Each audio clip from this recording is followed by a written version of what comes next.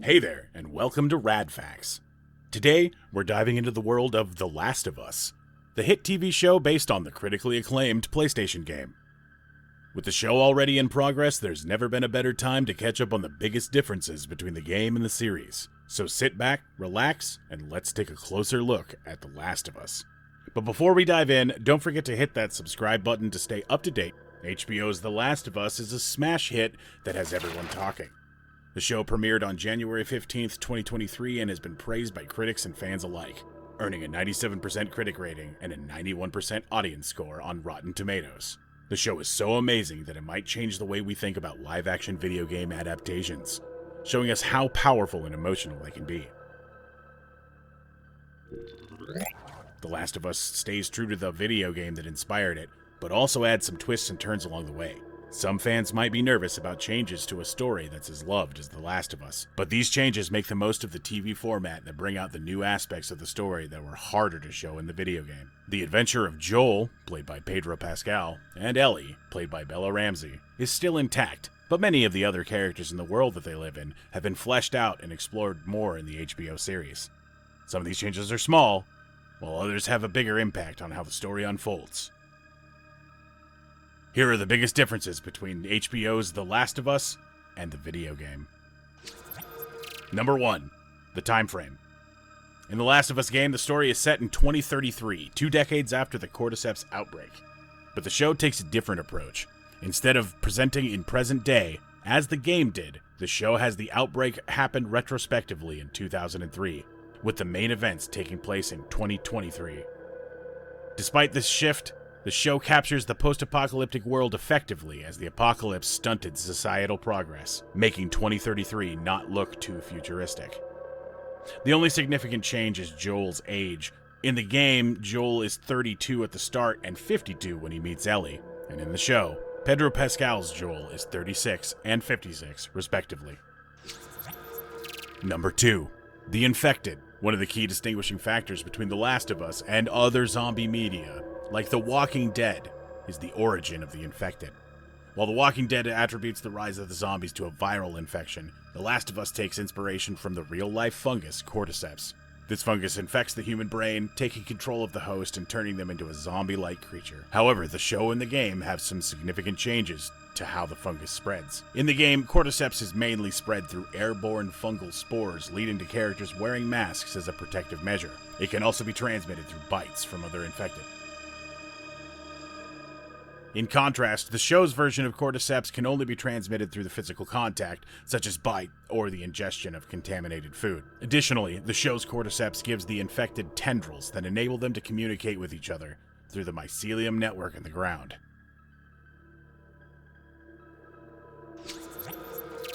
Number 3. Joel's motivations. In the video game, Joel's motivation for agreeing to transport Ellie is primarily driven by his desire to reclaim his stolen weapons from the Fireflies, a militant group that opposes the authoritarian regime that controls the post-apocalyptic world. However, the show introduces a more complex narrative thread that adds a deeper layer of meaning to Joel's decision. In the show, Joel sets out on the journey with Ellie not just to retrieve his weapons, but also to embark on a personal quest to find out more about his brother Tommy, whom he has not heard from in some time. In the game, Tommy and Joel stop speaking after Tommy defects to the Fireflies, but in the series, the reason for their estrangement is not yet clear, leaving viewers to speculate as to what could have caused the rift between the two brothers. Number 4. Tess's last stand. In the video game, Joel, Tess, and Ellie arrive at the Capitol building only to discover that the Fireflies have been killed by the military. Tess reveals that she has been infected, and urges Joel to take Ellie to find his brother, who then could connect them with the rest of the Fireflies. Eventually, Joel agrees, and he and Ellie hastily leave. Tess, however, attempts to fight off the military and manages to take out 2 soldiers before being taken out herself. On the other hand, in the TV series, Ellie realizes that Tess has been infected after they find the Capitol building deserted, and the Fireflies that were stationed there overrun by the infected. Tess pleads with Joel to continue the mission without her, and draws on their close bond to persuade him to complete the task for the greater good of humanity, even if it means leaving her behind. Number 5. Bill and Frank. The video game and HBO's show take very different approaches to the story of Bill and Frank. Joel and Ellie must brave a dangerous path through a town rigged with deadly traps to reach Bill in the video game. Despite being rescued by him, Bill is initially suspicious and restrains them, thinking that they might be infected. After calming down, Bill agrees to help Joel find the parts that they need for their car, but warns them that this will be the last favor that he ever does for him. Along the way, Joel mentions Tess, which prompts Bill to talk about Frank, without revealing the nature of their relationship. Later, the trio stumbles upon Frank's body, who had hung himself after being infected, and separating from Bill. Bill is clearly affected by this and leaves Joel and Ellie on bitter terms, refusing to owe them any further favors. Bill is mentioned in subsequent conversations, but his fate remains uncertain. Although Frank was never introduced in the game, he appears early on in episode 3 of the show. When Frank finds himself in a vulnerable position, Bill reluctantly offers to help him.